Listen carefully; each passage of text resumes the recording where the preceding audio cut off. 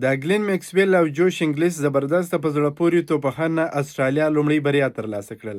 استرالیا نن د انګلند پر وړاندې ډیره زبردسته بهترینه لوبه ترسره کړه او ویې کولی سوه چې په ډیرې اسانۍ سره انګلند ته ماته ورکړي. په دغه پیچونو باندې تر 3,500 منډې پورې جوړېدلی هم سي او چسکېدلی هم سي.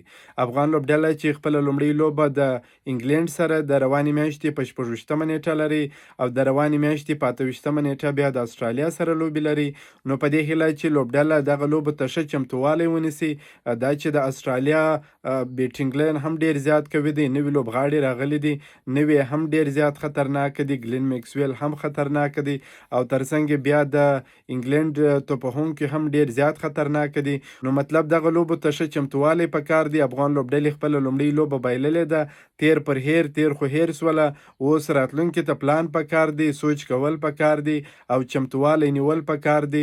افغان لوبډله باید په راتلونکي کې د دغه دوو لوبډلو پر وړاندې زبردسته لوبه ترسره کړي او پرې نږدې چې دومره غټ هدف وټاکي که لومړی بیټینګ ترسره کوي، او که لومړی افغان لوبډله بیټینګ ترسره کوي نو باید ستر هدف ورته وټاکي او بیا هم پرې نږدې چې هدف چیز کړي. نو په دغه لوبغالي کې لومړی بیټینګ هم ډیر ښه کیږي، دویم بیټینګ هم ډیر ښه کیږي.